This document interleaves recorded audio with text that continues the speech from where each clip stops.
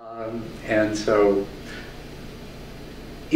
what it is, it's a process of developing the right causes and conditions. You're not making anything happen. You, but not you as some separate controller. You as the collective of mind is training the mind.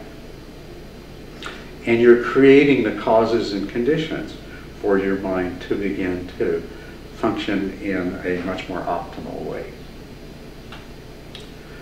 Is it training? It's interesting because we're talking about training the mind. Is it a natural evolution of where the mind should go and we've just kind of gotten in the way of it and now we're encouraging it to grow that way? Or is it really cultivating and honing and training it to something that it wouldn't naturally? I've never asked that before. That just occurred to me as we're saying training. Now, I'm not sure I quite follow you. We're talking about training the mind. One of the things I like about what you're saying is creating an environment. Kind of the plant to grow, you're going to have soil and light and water, and that's going to be really helpful if you want something to grow. But it has a natural tendency to grow. It's naturally designed to grow. Anyway, so we can set an environment that optimizes that makes it more efficient and helps it grow stronger and maybe has more flowers. Is the training, I don't know, just now when you said training I thought, or are we creating a new thing that isn't what it would have naturally grown into? Okay, what we're doing, and this is a very important point.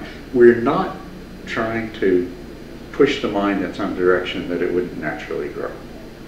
What we're doing is we're cultivating it, we're nurturing it, we're recognizing it, what its inherent capacities are, and we're developing those. We're moving it. Help it realize its potential. Helping it to realize its potential. Like that's a good exactly parent. Right. And that's a really important thing to understand. And that is something I think gets in the way of a lot of people when they begin their meditation practice with this attitude that they're going to make their mind do something. Right.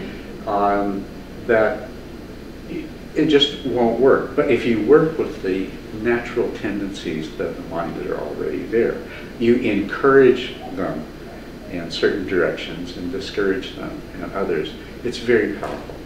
I'll give you an example. Okay, everyone who's ever meditated knows that you sit down and within a short period of time, you'll have the experience of suddenly realizing that for the last whatever number of minutes or seconds that you had not been meditating.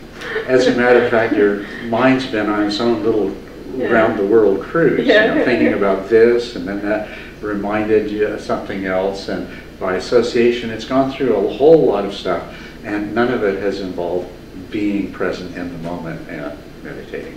Right? Very common experience.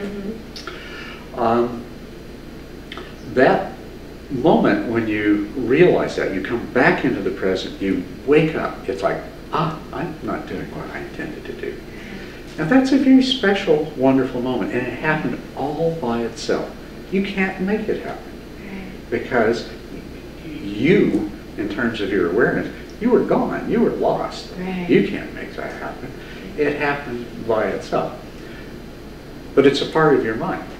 And so if you look at it this way, that's a really good thing. How can I encourage that to happen again? And to happen more often? And to happen sooner?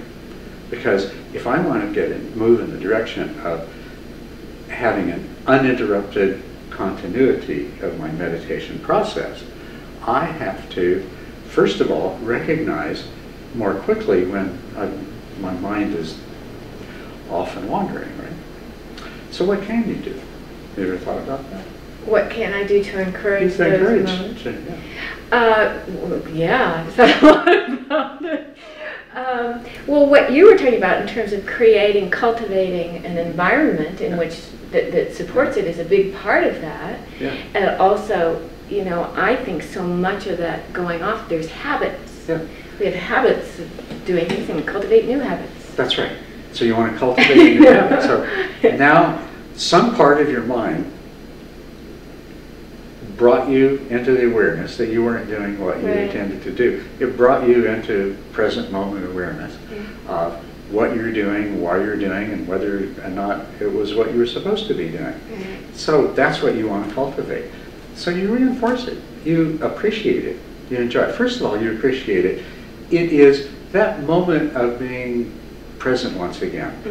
It has a quality of being more alert and aware compared to just a second before when you were lost in thought, right? So savor that. Wow, isn't it nice to be awake and aware? And that's key, because often people take that moment and then go into a judgment of, oh, I was gone, I'm a terrible meditator, and if you go, hey, you just have an opportunity, like, you know, I might say, every time you come back, your concentration is that much stronger or something, you know. So it's lovely that you're encouraging to tune into that savoring of the waking up. If your reaction is, oh, this is wonderful, then whatever that unconscious process is that brought you into awareness is going to do so. It's going to be much more likely to do so again. And the brain studies even say that. You're creating nice neural pathways there, reinforcing it as a positive. Right. But the mind wandering also is something that happened involuntarily, unconsciously. You were not, you didn't say, I'm going to have my mind wander now. So you didn't have any more control over that than the realization that the mind had been wandering. But if you take that moment of awareness and beat yourself up in that moment, the message you're sending is the wrong one. So when you come into awareness, be glad and accept the fact that there is some other mental process that allowed that mind wandering to take place, and deal with that separately. But you get the idea. You know, if you can, and this is the first part of the process.